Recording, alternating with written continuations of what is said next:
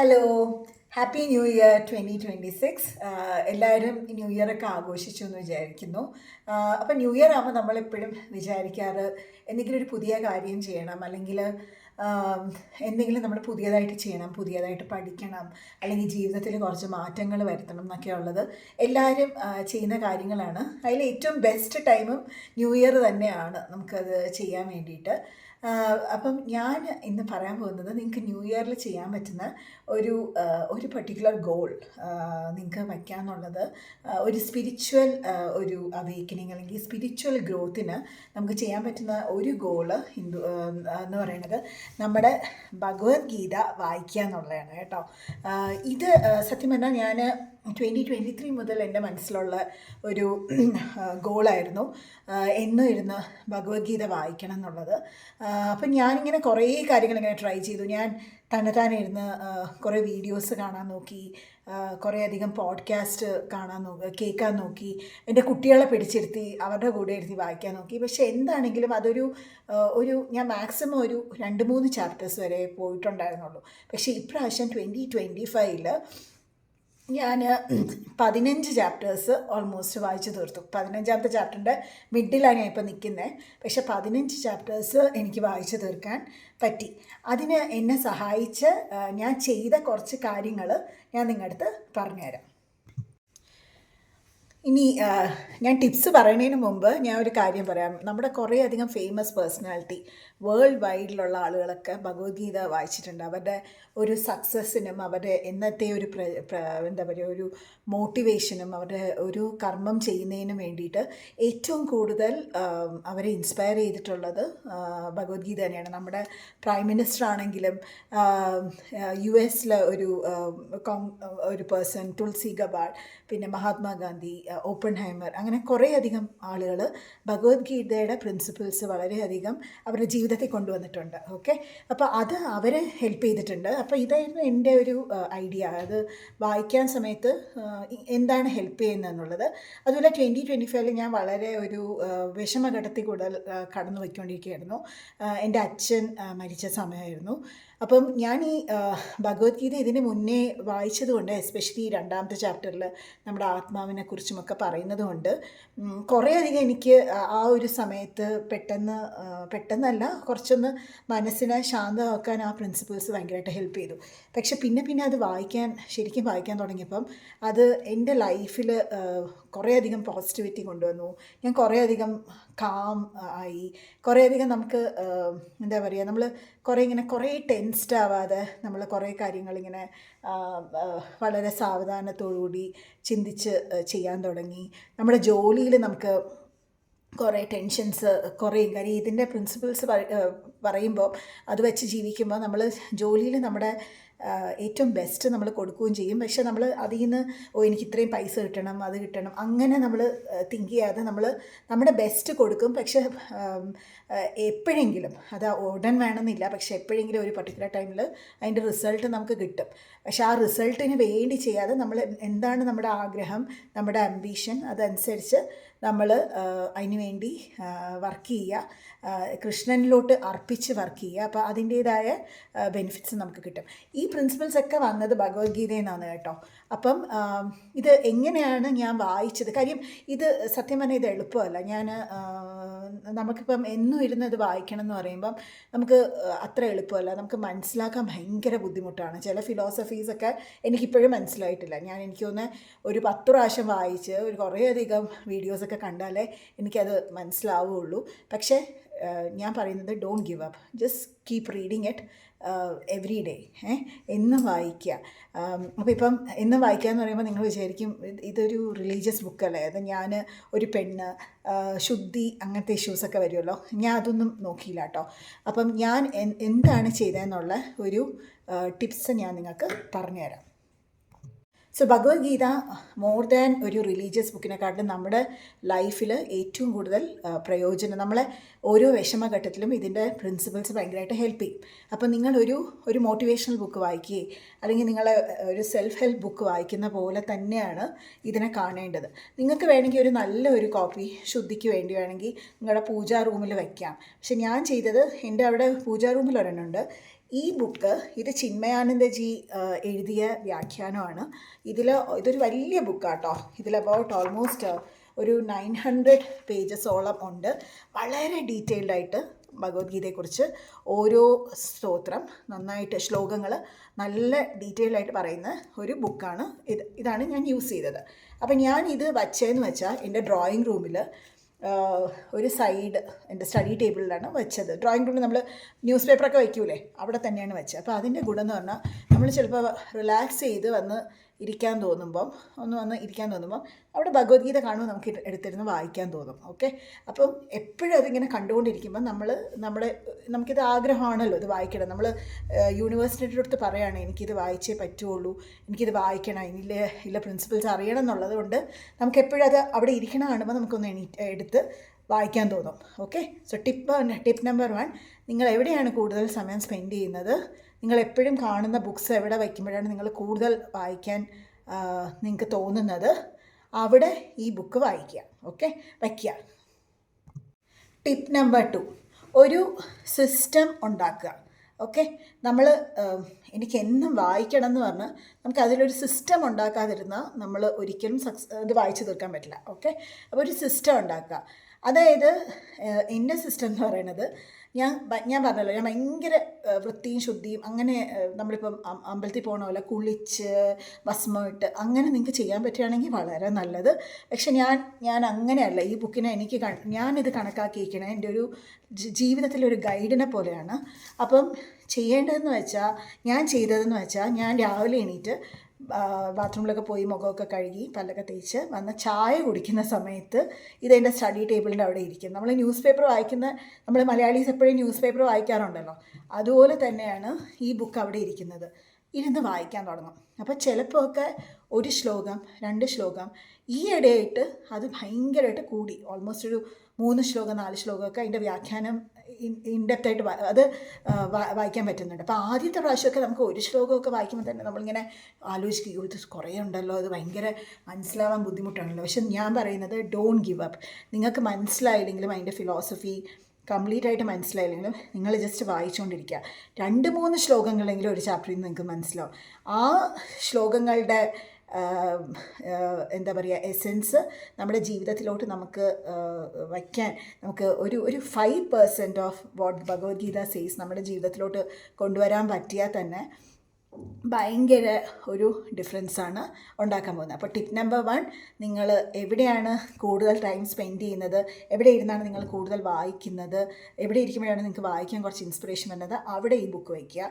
രണ്ടാമത്തത് ഒരു സിസ്റ്റം ഉണ്ടാക്കുക. നിങ്ങൾ വൈകിട്ട് ചായ കുടിക്കുമ്പോഴോ അല്ലെങ്കിൽ രാവിലെ പേപ്പർ വായിക്കുന്ന സമയത്തോ അല്ലെങ്കിൽ പൂജാ റൂമിൽ നിന്ന് പുറത്ത് വരുന്ന സമയത്തോ പൂജാ റൂമിൽ ഇരുന്നോ എങ്ങനെയാണെങ്കിലും നിങ്ങളുടെ ഒരു സിസ്റ്റം ഉണ്ടാക്കുക. അവിടെ ഇരുന്ന് ഞാനൊരു 5 മിനിറ്റോ 10 മിനിറ്റോ വായിക്കുന്നുള്ള ഒരു സിസ്റ്റം ഉണ്ടാക്കുക. ടിപ്പ് നമ്പർ 3, ഇഷ്ടം പോലെ ബുക്സ് ഉണ്ട്. ഓക്കെ, ഭഗവത്ഗീത വ്യാഖ്യാനത്തിൻ്റെ.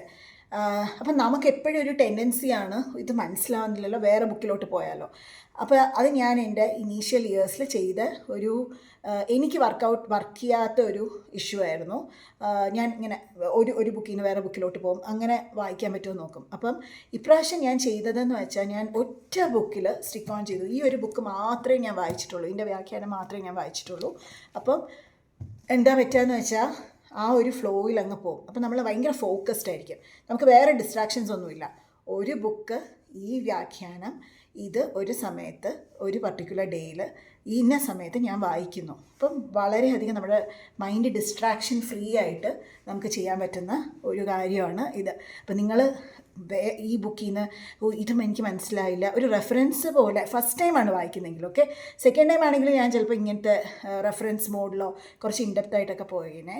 പക്ഷേ ഇത് ഞാൻ ഫസ്റ്റ് ടൈമാണ് ഇങ്ങനെ ഇൻഡെപ്തായിട്ട് ഇരുന്ന് വായിക്കുന്നത്. അതുകൊണ്ട് ഞാനത് ഒരു ബുക്കിൽ തന്നെ ഫോക്കസ് ചെയ്ത് വായിക്കാനാണ് തീരുമാനിച്ചത്. ആൻഡ് അതെനിക്ക് നല്ലതായിട്ട് വർക്കൗട്ടായി.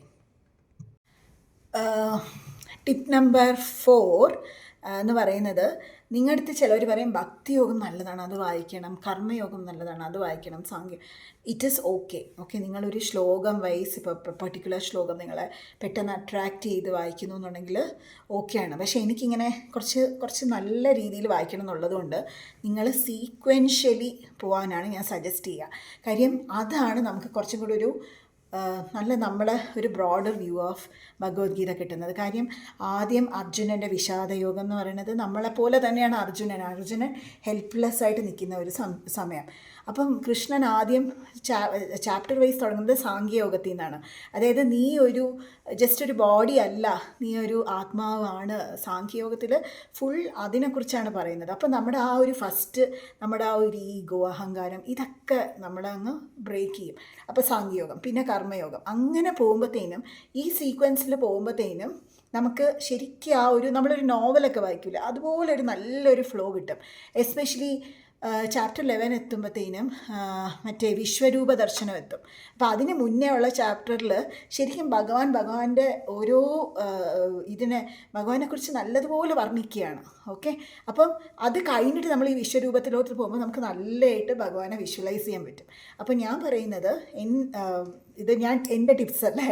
അപ്പോൾ പറയുന്നത് ഡു ഇറ്റ് ചാപ്റ്റർ വൈസ്. അതായത് നിങ്ങൾ സെക്കൻഡ് ചാപ്റ്ററിൽ നിന്ന് പിന്നെ 12th പോയി, 12th നിന്ന് പിന്നെ തിരിച്ച് 3rd വന്നു, അങ്ങനെ ചെയ്യാതെ start with first chapter, go sequentially. ചില ചാപ്റ്റേഴ്സൊക്കെ കുറച്ച് ഹെവിയാണ്, ബട്ട് അത് നിങ്ങൾ കണക്കാക്കല്. ഗോ സീക്വൻഷ്യലി ആൻഡ് അങ്ങനെ റീഡ് ചെയ്യുന്നത് കുറച്ചും കൂടെ ഹെൽപ്പ് ചെയ്യും. ടിപ്പ് നമ്പർ 5 കേട്ടോ. ഇതിൽ ചിന്മയാനന്ദജി പറഞ്ഞേക്കുന്നത് തത്വമസി കോൺസെപ്റ്റാണ് നമ്മുടെ ഭഗവത്ഗീതയിൽ പറയുന്നതെന്നാണ്. അതായത് ആദ്യം നമ്മളെക്കുറിച്ച് എന്താണ് നമ്മൾ എന്നുള്ളത്, ഹൂ ആം ഐ എന്നുള്ളത് മനസ്സിലാക്കി തരും ആദ്യത്തെ ഒരു 6 ചാപ്റ്റേഴ്സ്. പിന്നെ പരമാത്മാവിനെക്കുറിച്ച്, അതായത് ദൈവത്തിനെക്കുറിച്ചുള്ള ഭഗവാനെക്കുറിച്ചുള്ള ഒരു ഡിസ്ക്രിപ്ഷനാണ് അടുത്ത 6 ചാപ്റ്റേഴ്സ്. വിശ്വരൂപ ദർശനവും ഒക്കെ കൂടെ പറഞ്ഞ 6 ചാപ്റ്ററിൽ. അത് കഴിഞ്ഞ് നമ്മൾ എങ്ങനെ ആ ഒരു ഇതിലോട്ട് എത്തിപ്പെടും എന്നുള്ള ഒരു ഡിസ്ക്രിപ്ഷനാണ് ബാക്കി 6 ചാപ്റ്റേഴ്സ്. നമ്മളിപ്പം ശബരിമലയിലൊക്കെ പോകുമ്പോഴും നമ്മൾ ഇത്രയും വ്രതമൊക്കെ എടുത്ത് പോയി അവിടെ കാണുന്നത് തത്വമസി, നീ ഞാനാകുന്നു അല്ലേ, ആ ഒരു കോൺസെപ്റ്റ് അല്ലേ. അപ്പം അതേ കോൺസെപ്റ്റ് തന്നെയാണ് ഭഗവത്ഗീതയിൽ ഉള്ളതെന്നുള്ളത് ചിന്മയാനന്ദജി മൾട്ടിപ്പിൾ ടൈംസ് ഈ ബുക്കിൽ പറയുന്നുണ്ട്. ഓക്കെ, ഭഗവത്ഗീത ഈ വ്യാഖ്യാനത്തിൽ പറയുന്നുണ്ട്. അതെനിക്ക് ശരിക്കും ഭയങ്കരമായിട്ട് റിലേറ്റ് ചെയ്യാൻ പറ്റി. അപ്പം നിങ്ങൾ ഈ ഒരു മൈൻഡ് സെറ്റ് വെച്ച്, അതുകൊണ്ടാണ് ഞാൻ പറഞ്ഞത് നിങ്ങൾ ഒരു ചാപ്റ്ററിൽ നിന്ന് സെക്കൻഡ് ചാപ്റ്ററിൽ നിന്ന് 12th പോയി, 12th നിന്ന് തിരിച്ച് വന്ന് അങ്ങനെ ചെയ്യുമ്പോൾ നമുക്ക് ആ ഒരു ഫ്ലോ, ആ ഒരു ഇൻഡെപ്തായിട്ട് പഠിക്കുന്നത് ലൂസ് ചെയ്യണ പോലെ എനിക്ക് തോന്നിയിട്ടുണ്ട്. അതുകൊണ്ട് ഇങ്ങനെ സീക്വൻഷ്യലി നിങ്ങൾ 2026 വായിക്കാൻ തുടങ്ങുകയാണ്, നിങ്ങൾക്ക് ഇൻഡെപ്തായിട്ട് വായിക്കണം ഭഗവത്ഗീത എന്നുണ്ടെങ്കിൽ ചാപ്റ്റർ വൈസ് പോകുന്നതായിരിക്കും ഏറ്റവും ബെസ്റ്റ്. ടിപ്പ് നമ്പർ 6, നമുക്ക് എല്ലാം മനസ്സിലാവണമെന്നില്ല. സത്യം പറഞ്ഞാൽ എനിക്ക് തോന്നണില്ല ഈ ലോകത്തുള്ള എല്ലാവർക്കും, അത്രയും ആചാര്യന്മാർക്കല്ലാതെ ഒരു സാധാരണ നമ്മളെപ്പോലെയുള്ള മനുഷ്യർക്ക് ആ ഒരു ഫുൾ കോൺസെപ്റ്റ് മനസ്സിലാവും, അത് നമുക്ക് പ്രാക്ടിക്കലി ചെയ്യാൻ പറ്റുന്നുള്ളത് വളരെ വളരെ അപൂർവം ആളുകൾക്കേ പറ്റാറുള്ളൂ. അതുകൊണ്ട് ഞാൻ പറയുന്നത് സ്റ്റാർട്ട് ചെയ്യുക. നിങ്ങൾക്ക് പറ്റാവുന്ന ഒരു ശ്ലോകം 2 ശ്ലോകം വെച്ച് പറ്റാവുന്നത് അങ്ങനെ അങ്ങ് വായിച്ചുകൊണ്ട് പോവുക. ചിലപ്പോൾ മനസ്സിലാവില്ല ചില ഫിലോസഫി, അപ്പോൾ വേണമെങ്കിൽ നിങ്ങൾക്ക് വേറെ റെഫർ ചെയ്യാം. പക്ഷേ നിർത്തല്ല. ഓക്കെ, ഇത് മനസ്സിലാവുന്നില്ല, അയ്യോ ഇത് എൻ്റെ ബ്രെയിനിൽ നിന്ന് ടൂ മച്ച് പോകുന്നു എന്നുള്ളത് നിങ്ങൾക്ക് തോന്നുകയാണെങ്കിൽ ഞാൻ പറയുന്നത് നിങ്ങൾ ഒറ്റയ്ക്കല്ല.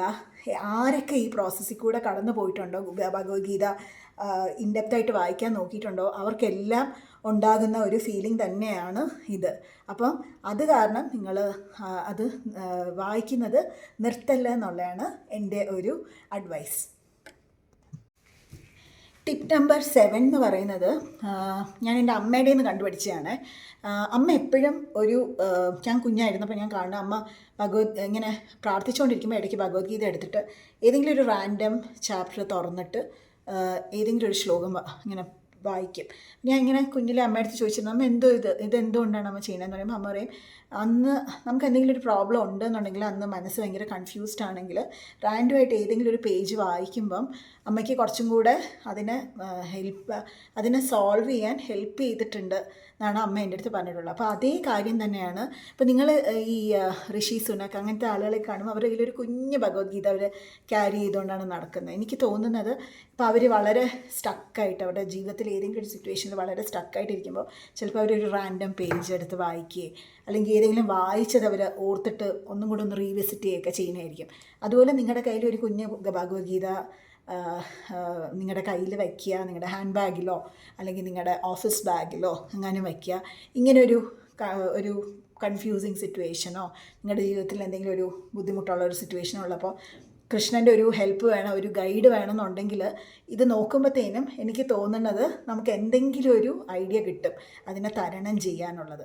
അപ്പം ഇതും കൂടെ പറ്റുകയാണെങ്കിൽ ഒരു കുഞ്ഞ് ഭഗവത്ഗീത വായിച്ച് നിങ്ങളുടെ കയ്യിൽ വയ്ക്കുക. ഞാൻ ഏറ്റവും കൂടുതൽ റിയലൈസ് ചെയ്ത ഒരു കാര്യം എന്ന് പറയുന്നത് നമ്മൾ വേറെ എന്ത് വായിച്ചില്ലെങ്കിലും നമ്മൾ ഭഗവത്ഗീത വായിക്കുക, ഒരു ജീവിതത്തിൽ ഒരു പ്രാവശ്യമെങ്കിലും വായിക്കുക. അത് നിങ്ങളുടെ 60സോ 70സോ അങ്ങനെയല്ല, നിങ്ങളിപ്പം 60സിലും 70സിലും വായിക്കാം. പക്ഷേ നിങ്ങൾക്കിപ്പോൾ യങ് ആണ്, 20 വയസ്സേ ഉണ്ടെങ്കിൽ ആ സമയത്തും വായിച്ചു തുടങ്ങുക. നിങ്ങളുടെ മക്കൾക്ക് അതിൻ്റെ ചില കോൺസെപ്റ്റ്സ് പറഞ്ഞു കൊടുക്കാൻ പറ്റുന്നുണ്ടെങ്കിൽ അത് പറഞ്ഞു കൊടുക്കുക. കാര്യം അതൊക്കെ അവർക്ക് നല്ല ഒരു ചിലപ്പോൾ അവർ നമ്മളെ പരിഹസിച്ച് കളയും. ഒരു കുഞ്ഞു കുട്ടികളാകുമ്പോൾ അവർ പരിഹസിച്ച് കളയും. ഇപ്പോൾ എൻ്റെ മക്കൾ ടീനേജ് ഇയേഴ്സാണ്. അപ്പോൾ അവരുടെ അടുത്ത് ഞാൻ ചിലപ്പോൾ പറഞ്ഞു കൊടുക്കുമ്പോൾ ചിലപ്പോൾ അവർ പരിഹസിച്ച് കളയും. ചില സമയത്ത് ഇപ്പം കർമ്മയോഗത്തിലെ ചില ടിപ്സൊക്കെ അവർക്ക് ഭയങ്കരമായിട്ട് ഹെൽപ്പ് ചെയ്തിട്ടുണ്ട്. കാര്യം നമ്മൾ റിസൾട്ട് നോക്കാതെ വർക്ക് ചെയ്യുക എന്നുള്ളത്. അപ്പം അവർ കുറച്ചും കൂടെ ഫെയിലിയേഴ്സിനെ അവർക്ക് കുറച്ചും കൂടെ നല്ല പോസിറ്റീവായിട്ട് എടുക്കാൻ പറ്റുന്നുണ്ട്. ഓക്കെ, അപ്പോൾ അങ്ങനത്തെ കുറച്ച് കാര്യങ്ങൾ നമ്മൾ നമ്മുടെ നെക്സ്റ്റ് ജനറേഷനും കൂടെ പറഞ്ഞു കൊടുക്കുക. കാര്യം ഇതൊക്കെയാണ് അവരെ ശരിക്കും നമ്മൾ ഒരു പ്രിപ്പയർ ചെയ്യുന്നത്, നമ്മളൊരു നല്ല ഒരു ഇൻഡിവിജ്വലായിട്ട് വളർത്താൻ പ്രിപ്പയർ ചെയ്യുന്ന ടോപ്പിക്സ് ഈ ഭഗവത്ഗീതയിൽ ഉണ്ട്. ഓക്കെ, അപ്പം നിങ്ങളെല്ലാവരും വായിക്കുക, നെക്സ്റ്റ് ജനറേഷന് പറഞ്ഞു കൊടുക്കുക. നിങ്ങൾ അമ്മൂമ്മയോ അപ്പൂപ്പനോ ഒക്കെ ആണെങ്കിൽ നിങ്ങളുടെ അടുത്ത ജനറേഷന് ഇത് വായിക്കേണ്ട ഇമ്പോർട്ടൻസിനെ കുറിച്ച് പറഞ്ഞു കൊടുക്കുക. നിങ്ങളിപ്പോൾ 20സോ 30സോ 40സോ ഒക്കെ ആണെങ്കിൽ നിങ്ങളുടെ ദൈനംദിന ജീവിതത്തിൽ ഇത് ആവശ്യമാണ്. നിങ്ങളുടെ ജോലിയിൽ ആവശ്യമായിരിക്കും, നിങ്ങൾ പഠിക്കുന്ന സമയത്ത് നിങ്ങൾക്ക് സ്റ്റക്കാകുമ്പോൾ ആവശ്യമുള്ള ഒരു കാര്യമാണ്. അപ്പം ഇതിനൊക്കെ ഈ ബുക്ക് ഹെൽപ്പ് ചെയ്യും. അപ്പം ഇതിൻ്റെ കോൺസെപ്റ്റ്സ് ഭയങ്കര അത്രയും ബ്യൂട്ടിഫുള്ളാണ് ഇതിൻ്റെ കോൺസെപ്റ്റ്സ്. അപ്പം നിങ്ങൾ എൻ്റെ ഒരു 2026 നിങ്ങൾ എന്തെങ്കിലും പുതിയതായിട്ട് ചെയ്യണമെന്നുണ്ടെങ്കിൽ ഡെഫിനറ്റ്ലി ഇത് നിങ്ങളുടെ ഗോൾ ലിസ്റ്റിൽ വയ്ക്കുക. Okay, reading Bhagavad Gita. ഈ വീഡിയോ നിങ്ങൾക്ക് ഇഷ്ടപ്പെട്ടു എന്ന് വിചാരിക്കുന്നു. ഇഷ്ടപ്പെട്ടെങ്കിൽ ഒരു ലൈക്ക് ഇടുക, കമൻ്റ് ഇടുക, എന്നിട്ട് സബ്സ്ക്രൈബ് ചെയ്യുക. Thank you, by.